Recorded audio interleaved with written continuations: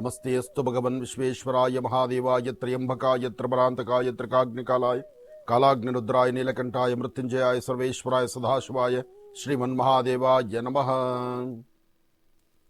ओम जातवेदसे सुनवाम सौमरादितो निदहाति वेदाः सनः पर्षद दुर्गाणि विश्वानावेव सिन्धुं दुरितात्यग्निः त्वामग्निवर्णान् तपसाज्ज्वलन्तीं वैलोचनीं कर्मफले दृष्टां दुर्गां देवीं शरणमहं प्रपद्ये। सुतरसुतरसे नमः।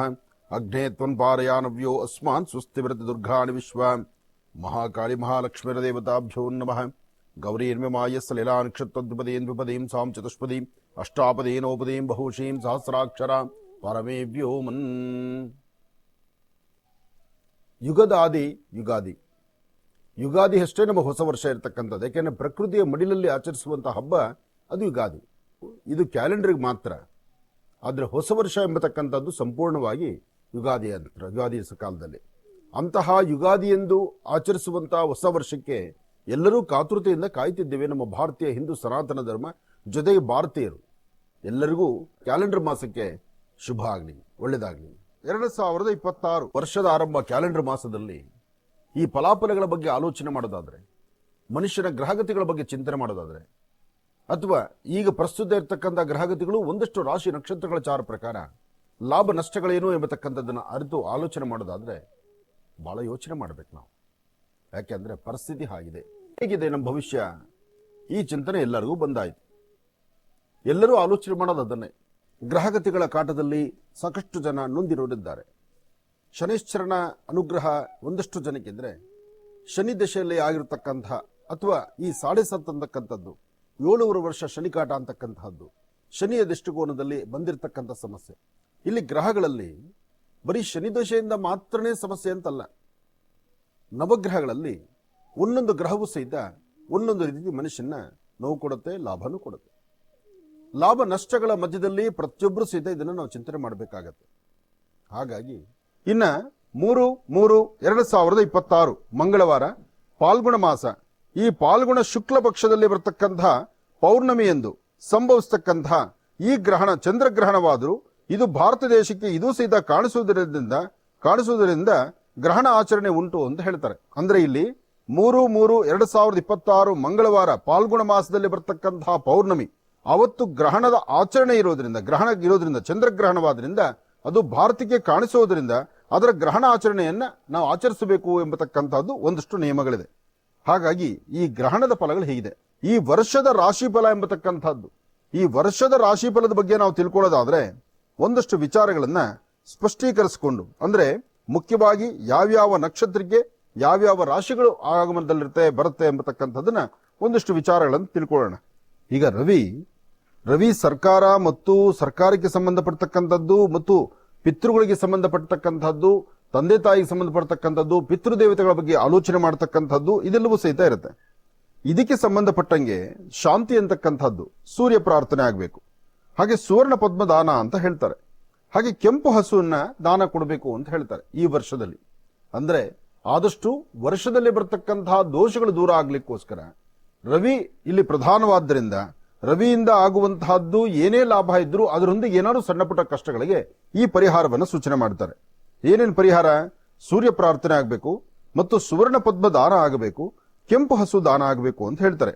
ಇನ್ನ ಕುಜ ಇರ್ತಕ್ಕಂಥ ಆಸ್ಥಾನದಿಂದ ಇಲ್ಲಿ ಉಷ್ಣವ್ಯಾಧಿ ಜಾಸ್ತಿ ಆಗತ್ತೆ, ಜೊತೆಗೆ ಇಲ್ಲಿ ಇರ್ತಕ್ಕಂಥದ್ದು ಭ್ರಾತೃಪೀಡೆ ಅಂತ ಹೇಳ್ತಾರೆ. ಹಾಗಿರುವಾಗ ಅದಕ್ಕೆ ಸಂಬಂಧಪಟ್ಟತಕ್ಕಂಥ ಶಾಂತಿ ತಾಮ್ರ ಪದ್ಮದಾನ ಅಂತ ಹೇಳ್ತಾರೆ. ತಾಮ್ರ ಪದ್ಮದಾನ ಮತ್ತು ಕೆಂಪು ಎತ್ತಿನ ದಾನ ಅಂತ ಹೇಳ್ತಾರೆ.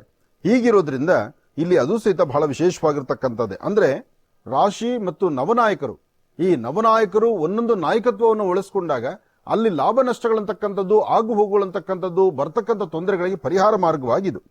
ಇನ್ನು ಗುರು ಇರ್ತಕ್ಕಂಥದ್ದು, ಗುರು ಪುತ್ರನಿಗೆ ಪೀಡೆ ಅಂತ ಹೇಳ್ತಾನೆ. ಗುರು ನೋಡಿ ಅಧಿಕಾರದಲ್ಲಿ ಚೆನ್ನಾಗಿದೆ, ಗುರು ಇದ್ದ ಕಡೆ ಎಲ್ಲವೂ ಲಾಭ ಅಂತ ಹೇಳ್ತಾರೆ. ಗುರುಬಲ ಇದ್ರೇನೆ ಎಲ್ಲವೂ ಸಾಧ್ಯ ಅಂತ ಹೇಳ್ತಾರೆ. ಆದ್ರೆ ಅಲ್ಲಿ ಪುತ್ರನಿಗೆ ಪೀಡೆ ಅಂತ ಇದೆ. ಹಾಗಿದ್ದಾಗ ಅಧಿಕಾರ ನಾಶ ಆಗ್ತಕ್ಕಂಥದ್ದು, ಸ್ಥಾನ ಚಲನೆ ಆಗ್ತಕ್ಕಂಥದ್ದು, ಇಂತಹ ಸಮಸ್ಯೆಗಳಿರೋದ್ರಿಂದ ಅದಕ್ಕೆ ಮಾಡಬೇಕಾದಂಥದ್ದು ರುದ್ರ ಜಪ, ರುದ್ರದೇವರ ಆರಾಧನೆ ಮಾಡತಕ್ಕಂಥದ್ದು, ಶಿವಾರಾಧನೆ ಮಾಡತಕ್ಕಂಥದ್ದು, ಶಿವ ಸಾನ್ನಿಧ್ಯಕ್ಕೆ ಹೋಗಿ ಬರ್ತಕ್ಕಂಥದ್ದು ಮತ್ತು ಸುವರ್ಣ ಒಂದು ಪ್ರತಿಮೆಯನ್ನು ದಾನ ಮಾಡತಕ್ಕಂಥದ್ದು. ಸುವರ್ಣ ಪ್ರತಿಮೆ ಅಂದ್ರೆ ಬಂಗಾರ ತುಂಬಾ ಹೆವಿಯಾಗಿ ತರಬೇಕಾದ್ದೇನಿಲ್ಲ, ಸಣ್ಣದಾದಂಥದ್ದು ಒಂದಾದ್ರೂ ಸರಿಯೇ. ಯಾಕೆಂದ್ರೆ ಅಲ್ಲಿ ಶಾಸ್ತ್ರ ಆಗಿದೆ, ಅದನ್ನೇ ನಾವು ಪಾಲನೆ ಮಾಡಬೇಕು. ಇನ್ನು ಶುಕ್ರನಿಂದ ಆಗುವಂತಹದ್ರಿಂದ ಇಲ್ಲೂ ಸಹಿತ ಕೆಲವು ಸಮಸ್ಯೆಗಳಿರುತ್ತೆ. ಗಂಡ ಹೆಂಡತಿಯರ ಮಧ್ಯದಲ್ಲಿ ಬರ್ತಕ್ಕಂತಹದ್ದು, ಹೆಂಗಸರಿಂದ ಗಂಡನಿಗೆ ಪೀಡೆ ಅಂತ ಹೇಳುತ್ತೆ.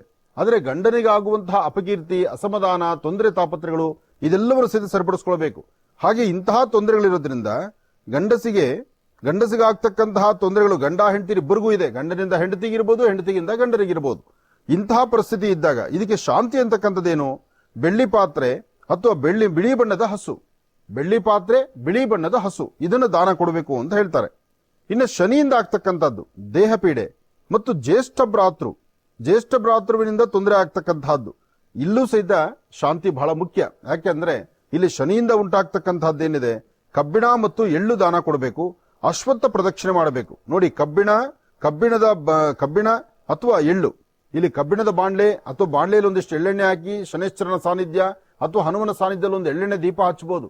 ಅಂದ್ರೆ ಇಲ್ಲಿ ಏನು ಹೇಳ್ತಾರೆ, ಅದಕ್ಕೆ ಸಂಬಂಧಪಡ್ತಕ್ಕಂಥದ್ದು ಎಳ್ಳು ಮತ್ತು ಕಬ್ಬಿಣ. ಆ ಕಬ್ಬಿಣದ ಬಾಂಡ್ಲೆಯಲ್ಲಿ ಎಳ್ಳೆಣ್ಣೆ ಹಾಕಿದ್ರೆ ಅದು ಇನ್ನಷ್ಟು ವಿಶೇಷವೇ ಸರಿ. ಹೀಗಿರುತ್ತೆ. ಇಂತಹದ್ದೊಂದು ಅನುಷ್ಠಾನವನ್ನ ಮಾಡ್ಕೋಬೇಕು. ಇನ್ನು ರಾಹುವಿನಿಂದ ಉಂಟಾಗ್ತಕ್ಕಂಥದ್ದು ಪಿತಾಮಹರಿಗೆ ಪೀಡೆ ಅಂತ ಇದೆ. ಪಿತಾಮಹರಿಗೆ ಅಂದ್ರೆ ತಾತನಿಗಾಗ್ಲಿ ಅಥವಾ ವಯಸ್ಸಾಗಿರ್ತಕ್ಕಂಥವ್ರಿಗಾಗ್ಲಿ, ವೃದ್ಧರಿಗಾಗ್ಲಿ ಅಥವಾ ವಾಸ್ತುಗುರದಲ್ಲಿ ಯಾರು ಹಿರಿಯಿರ್ತಾರೆ ಅವರ ಆರೋಗ್ಯದ ಮೇಲೆ ಒಂದಷ್ಟು ತೊಂದರೆಗಳು ಬೀಳ್ತಾ ಇರುತ್ತೆ. ಅದಕ್ಕೆ ಶಾಂತಿ ಏನ್ ಹೇಳ್ತಾರೆ, ಸುವರ್ಣ ದಾನ ಅಂತ ಹೇಳಿದ್ದಾರೆ, ನಾಗ ಪ್ರತಿಷ್ಠೆ ಅಂತ ಹೇಳಿದ್ದಾರೆ, ಜೊತೆಗೆ ದುರ್ಗಾ ಜಪ ಅಂತ ಹೇಳಿದ್ದಾರೆ. ದುರ್ಗಾ ಜಪನ, ದುರ್ಗಾದೇವಿಯ ಸಾನ್ನಿಧ್ಯಕ್ಕೆ ಹೋಗುವಂಥದ್ದು, ದುರ್ಗಾ ದೀಪ ನಮಸ್ಕಾರವನ್ನು ಮಾಡತಕ್ಕಂಥದ್ದು, ಇದು ಬಹಳಷ್ಟು ಶ್ರೇಯಸ್ಸಾಗತ್ತೆ. ಇದನ್ನು ಮಾಡಲೇಬೇಕಾಗತ್ತೆ. ಯಾಕೆಂದ್ರೆ ದುರ್ಗಾ ದೀಪ ನಮಸ್ಕಾರ ಮಾಡೋದು ಬಹಳ ಉತ್ತಮನೇ. ಇನ್ನ ಕೇತುವಿನಿಂದ ಉಂಟಾಗುವಂತಹದ್ದು ವಿಷಜಂತುಗಳು ಹುಟ್ಟುವಂತಹದ್ದು, ವಿಷಜಂತುಗಳ ಭಯ, ಹಾವುಗಳಾಗ್ಲಿ, ಚೇಳುಗಳಾಗ್ಲಿ ಅಥವಾ ಸಣ್ಣ ಪುಟ್ಟ ಕ್ರಿಮಿಕೀಟಗಳಾಗ್ಲಿ, ಇದರ ಭಯ ಶುರುವಾಗುತ್ತೆ. ಹಾಗೆ ಕುಗ್ರಾಮಾವಾಸ್ಯೆ ಅಂತ ಹೇಳ್ತಾರೆ. ಹೀಗಿರೋದ್ರಿಂದ ಇಲ್ಲಿ ಶಾಂತಿ ಅಂತಕ್ಕಂಥದ್ದು ಬೆಳ್ಳಿ ಉಮಾಮಹೇಶ್ವರರನ್ನ ಪ್ರತಿಮೆ ಮಾಡಿಸಿ ದಾನ ಮಾಡತಕ್ಕಂಥದ್ದು. ಉಮಾಮಹೇಶ್ವರರ ಬೆಳ್ಳಿಯ ಪ್ರತಿಮೆಯನ್ನ ಅದನ್ನು ದಾನವಾಗಿ ಕೊಡ್ತಕ್ಕಂಥದ್ದು, ಮೃತ್ಯುಂಜಯ ಜಪ ಮಾಡತಕ್ಕಂಥದ್ದು. ಯಾವ ಕಾಲದಲ್ಲಿ ಆದ್ರೂ ಸಹಿತ ನಕ್ಷತ್ರಕ್ಕೆ ಸಂಬಂಧಪಟ್ಟಂಗೆ, ಗ್ರಹಗಳಿಗೆ ಸಂಬಂಧಪಟ್ಟಂಗೆ ಆಗಿಂದಾಗ್ಲೇ ಅದರ ಅನುಷ್ಠಾನಗಳನ್ನ, ಜಪತಪಗಳನ್ನ ಮಾಡಿ ಗ್ರಹಗಳ ಪೂಜೆ, ಜಪ, ದಾನ, ಶಾಂತಿ, ಒಂದಿಷ್ಟು ಅನ್ನದಾನ, ಇದು ಬಹಳ ಶ್ರೇಯಸ್ಸನ್ನ ಕೊಡ್ತಕ್ಕಂಥದ್ದು. ವೃಶ್ಚಿಕ ರಾಶಿ ವೃಶ್ಚಿಕ ಲಗ್ನದಲ್ಲಿ ಇರ್ತಕ್ಕಂಥವ್ರು ಚಂದ್ರ ಮತ್ತೆ ಕುಜ ಇರ್ತಕ್ಕಂಥ ಆಸ್ಥಾನ, ಬುಧ ಮತ್ತೆ ಶುಕ್ರ ಇರ್ತಕ್ಕಂಥ ಆಸ್ಥಾನ ಚೆನ್ನಾಗಿದೆ. ಶುಕ್ರನ ಅನುಗ್ರಹದಿಂದ ಇಷ್ಟಾರ್ಥವನ್ನು ಸಿದ್ಧಿಪಡಿಸ್ಕೊಳ್ತೀರಿ, ಅಸಾಧ್ಯವಾದ್ದನ್ನು ಸಾಧನೆ ಮಾಡ್ಕೊಳ್ತೀರಿ, ಫಲಾಫಲಗಳಲ್ಲಿ ಅದೃಷ್ಟವನ್ನು ಸಿದ್ಧಿಪಡಿಸ್ಕೊಳ್ತೀರಿ, ಮನಸ್ಸಲ್ಲಿರ್ತಕ್ಕಂತಹ ಆಸೆಯನ್ನು ಈಡೇರಿಸಿಕೊಳ್ತಕ್ಕಂಥ ಒಳ್ಳೆ ಫಲವನ್ನ ತಾವು ಸಿದ್ಧಿಪಡಿಸ್ಕೊಳ್ತೀರಿ. ಅದರಲ್ಲೂ ಬಹಳ ಮುಖ್ಯವಾಗಿ ವೃಶ್ಚಿಕ ರಾಶಿಯಲ್ಲಿ ಪ್ರಸ್ತುತ ಇರತಕ್ಕಂಥ ಸಮಸ್ಯೆಗಳನ್ನ, ಕಷ್ಟ ಕಾರ್ಪಣ್ಯಗಳನ್ನ, ನಿಂದನೆ ಮಾಡ್ತಕ್ಕಂಥವ್ರನ್ನ, ಎಲ್ಲಕ್ಕಿಂತ ಮುಖ್ಯವಾಗಿ ಒಂದು ಕುಟುಂಬದಲ್ಲಿರ್ತಕ್ಕಂಥ ಅನ್ಯೋನ್ಯತೆಯನ್ನ, ಆ ಒಂದು ಬಂಧುತ್ವವನ್ನ ಗಟ್ಟಿ ಮಾಡಿಕೊಳ್ಬೇಕಾದ್ರೆ ಇಂತಹ ಒಂದು ಸಣ್ಣ ಪುಟ್ಟ ತಂತ್ರಗಳನ್ನ ಮಾಡುವಂತಹದ್ದು ಬಹಳಷ್ಟು ಉತ್ತಮ. ಇದರಿಂದ ಹೆಚ್ಚಿನ ಒಂದು ಫಲಾಫಲಗಳನ್ನ ತಾವು ಸಿದ್ಧಿಪಡಿಸ್ಕೊಳ್ತೀರಿ. ಒಳ್ಳೇದಾಗ್ಲಿ, ಶುಭವಾಗ್ಲಿ.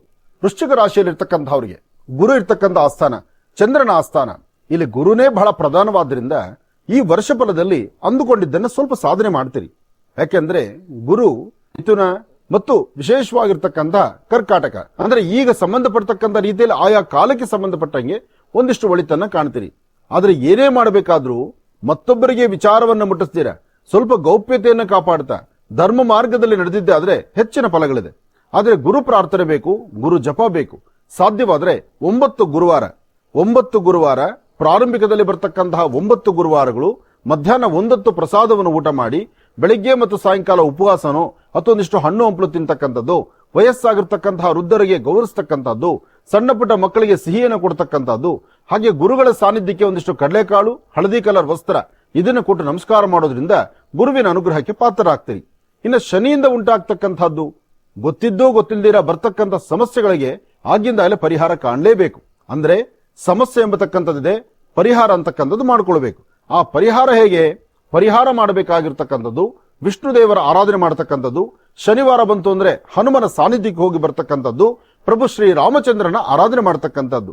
ರಾಮಾಯ ರಾಮಭದ್ರಾಯ ರಾಮಚಂದ್ರಾಯ ವೇದಸೆ ರಘುನಾಥಾಯ ನಾಥಾಯ ಸೀತಾಯ ಪತಯೇ ನಮಃ. ಜಾನಕಿ ರಾಮ ಪಟ್ಟಾಭಿರಾಮ ಶ್ರೀರಾಮನ್ನ ಶ್ರದ್ಧೆಯಿಂದ ಭಕ್ತಿಯಿಂದ ವೃಶ್ಚಿಕ ರಾಶಿಯವರು ಪ್ರಾರ್ಥನೆ ಮಾಡಿದ್ರೆ ಶನಿಯಿಂದ ಉಂಟಾಗ್ತಕ್ಕಂಥ ದೋಷಗಳು ದೂರ ಆಗುತ್ತೆ. ವೃಶ್ಚಿಕ ರಾಶಿ ಅಂದಾಗ ಸಂತೋಷ, ಸಂಭ್ರಮ, ಮುಖದಲ್ಲಿ ಮಂದಹಾಸ, ಏನೋ ಒಂದು ಸಾಧಿಸಿದ್ದೇನೆ, ಸಾಧನೆ ಮಾಡ್ತಿದ್ದೇನೆ, ಸಾಧಿಸಿ ಒಂದೆಜ್ಜೆ ಮುಂದೆ ಹಾಕಿ ಲಾಭವನ್ನು ಗಳಿಸ್ತೇನೆ ಎಂಬತಕ್ಕಂಥ ಆತ್ಮವಿಶ್ವಾಸ. ಸತ್ಯ, ಹಾಗೇ ಇದೆ ಭವಿಷ್ಯ. ಯಾಕೆಂದ್ರೆ ವೃಶ್ಚಿಕ ರಾಶಿಯವರಿಗೆ ಚಂದ್ರನ ಆಸ್ಥಾನ ಗುರುವಿನ ಅನುಗ್ರಹ, ಜೊತೆಗೆ ನಾನು ನಂದು ನನ್ನವರು ಎಲ್ಲರೊಂದಿಗೆ ನಾನು ಏನೇ ಮಾಡಿದ್ರು ನಾವೆಲ್ಲರೂ, ಈ ಪ್ರಕಾರವಾದಂತಹ ಮನಸ್ಥಿತಿಗಳು ವೃಶ್ಚಿಕ ರಾಶಿಯವರಿಗಿದೆ. ಆದರೆ ವೃಶ್ಚಿಕ ರಾಶಿಯವರು ಇರ್ತಕ್ಕಂತಹ ಕರ್ಮಕ್ಲೇಶಗಳನ್ನ ದೂರ ಮಾಡಿಕೊಳ್ಬೇಕಾದ್ರೆ ಒಂದು ಕಪ್ಪು ಬಣ್ಣದ ಶ್ವಾನಕ್ಕೆ, ಸಂಪೂರ್ಣ ಕಪ್ಪಿರಬೇಕು, ಅಂತಹ ಕಪ್ಪು ಬಣ್ಣದ ಶ್ವಾನಕ್ಕೆ ಏನಾದ್ರು ಒಂಚೂರು ಪದಾರ್ಥಗಳನ್ನು ಹಾಕಿ. ಇನ್ನು ಭೂಮಿನ ನಂಬಿ ಬದುಕ್ತಿರ್ತಕ್ಕಂಥ ರೈತ ಬಾಂಧವರಿಗೆ ಅದೃಷ್ಟವೂ ಇದೆ, ದುರಾದೃಷ್ಟವೂ ಇದೆ. ಅದಕ್ಕಾಗಿ ಗುರು ಹಿರಿಯರ ಮಾರ್ಗದರ್ಶನ ವೃಶ್ಚಿಕ ರಾಶಿಯವರಿಗೆ ಬೇಕು. ವೃಶ್ಚಿಕ ರಾಶಿ ವೃಶ್ಚಿಕ ಲಗ್ನದಲ್ಲಿರ್ತಕ್ಕಂಥವ್ರು ಕೆಲವು ನಿರ್ಣಯಗಳನ್ನು ತೆಗೆದುಕೊಳ್ಳುವುದು ಅಷ್ಟು ಸಮಂಜಸಕರವಾದ್ದಲ್ಲ. ಆದರೆ ಮನುಷ್ಯನ ಗ್ರಹಗತಿಗಳು ಸರಿ ಇಲ್ಲ ಅಂದಾಗ ಒಂದಷ್ಟು ಸಮಸ್ಯೆ ಆಗ್ಬೋದು. ಹಾಗೆ ಸಮಸ್ಯೆನೇ ಮೂಲ ಅಲ್ಲ, ಅಥವಾ ಸಮಸ್ಯೆನೇ ಕೊನೆ ಅಲ್ಲ. ಸಮಸ್ಯೆ ಎಂಬತಕ್ಕಂಥದ್ದು ಆ ಕ್ಷಣಕ್ಕೆ ಬಂದು ಹೋಗುತ್ತೆ. ಬಿರುಗಾಳಿ ತರ ಬಂದು ಹೋಗುವಂತ ಸಮಸ್ಯೆಗಳಿಗೆ ತಲೆ ಕೊಡಬಾರದು. ಇವತ್ತು ನಾವು ಹೇಗಿದ್ದೀವಿ, ಹೇಗೆ ನಡ್ಕೊಳ್ತೀವಿ, ಹೇಗೆ ನಡೆದ್ರೆ ಸರಿ ಹೋಗುತ್ತೆ ಅನ್ನೋದನ್ನ ಆಲೋಚನೆ ಮಾಡಬೇಕು.